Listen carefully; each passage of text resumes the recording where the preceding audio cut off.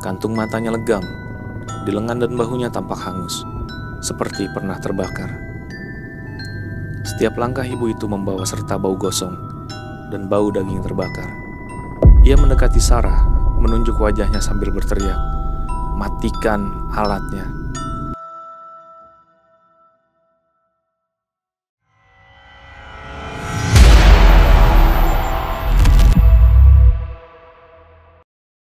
Di usia 33 tahun, Sarah bekerja di sebuah perusahaan distributor alat kesehatan.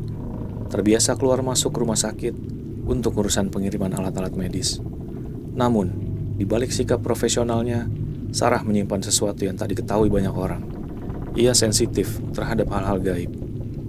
Beberapa kali, ia mengalami ketempelan, melihat sosok yang tak kasat mata, bahkan merasa tubuhnya ditumpangi entitas asing. Dan hari itu, ia mendapat tugas untuk mengantar beberapa alat ke rumah sakit di kota tetangga. Tak ada yang aneh pada awalnya, hanya sedikit letih karena perjalanan panjang dan tanggung jawab yang harus diselesaikan dengan cepat. Sarah tiba sekitar pukul 1:30 siang. Cuaca terik, tapi hawa di area loading barang rumah sakit terasa ganjil. Letaknya di belakang gedung utama, bersebelahan langsung dengan kamar jenazah. Sebuah lorong panjang memisahkan gudang alat dengan ruang jenazah. Di ujung lorong itu, Sarah melihat seseorang berdiri. Seorang ibu memakai baju pasien berwarna biru pudar. Wajahnya menunduk dan rambutnya kusut. Sosok itu diam saja di sana, tak bergerak, seolah tubuhnya terpatri di lantai.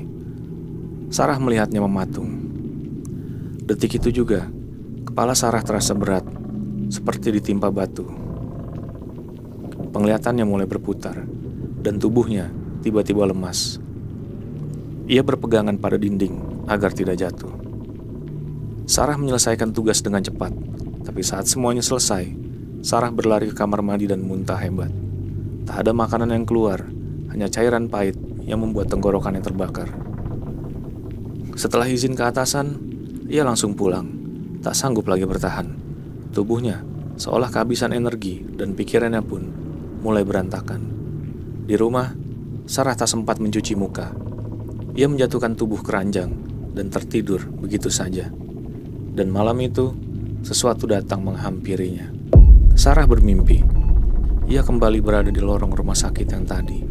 Tapi kali ini, lorong itu lebih panjang dan lebih gelap. Bau obat dan formalin menyengat hidung. Suara detak jantung dari monitor terdengar samar, mengiringi langkahnya. Di ujung lorong, ibu itu berdiri lagi. Tapi kali ini, tidak sendiri. Ia menggandeng seorang anak kecil, bocah laki-laki, kurus, matanya lancip seperti ditarik dari dua sisi, dan mulutnya lebar sekali. Senyum itu terlalu besar, melebar sampai ke telinga, menampakkan deretan gigi yang tak beraturan. Sang ibu berjalan mendekat, kulitnya pucat seputih kapur. Di sekitar mulutnya, ada darah kering yang membeku. Kantung matanya legam, di lengan dan bahunya tampak hangus, seperti pernah terbakar. Setiap langkah ibu itu membawa serta bau gosong dan bau daging terbakar. Ia mendekati Sarah, menunjuk wajahnya sambil berteriak, "Matikan alatnya!" Sarah terpaku, tak bisa bergerak. Ibu itu berteriak lagi, "Matikan alatnya!" Semakin keras, suaranya menggema memekakan telinga. Anak kecil di sampingnya tertawa. Suaranya melengking, tapi disusul suara berat, seperti dua makhluk tertawa dalam satu tubuh. Telinga Sarah terasa panas, lalu perih, seolah ada jarum menembus gendang telinganya. Sarah menjerit, dan ia terbangun. Tubuhnya basah oleh keringat, jantungnya berdebar liar. Ia langsung bangkit dan menyalakan semua lampu.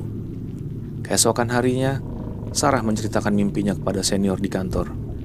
Sang senior hanya diam, lalu berkata lirih. Di rumah sakit itu, memang pernah ada pasien yang meninggal karena kesetrum alat. Waktu itu alatnya rusak, tapi masih menyala. Perawatnya tak sadar, dan korban tersetrum sampai meninggal. Sarah tak menjawab, tapi tubuhnya gemetar, sebab ia tahu itu bukan mimpi biasa, dan mungkin masih belum selesai.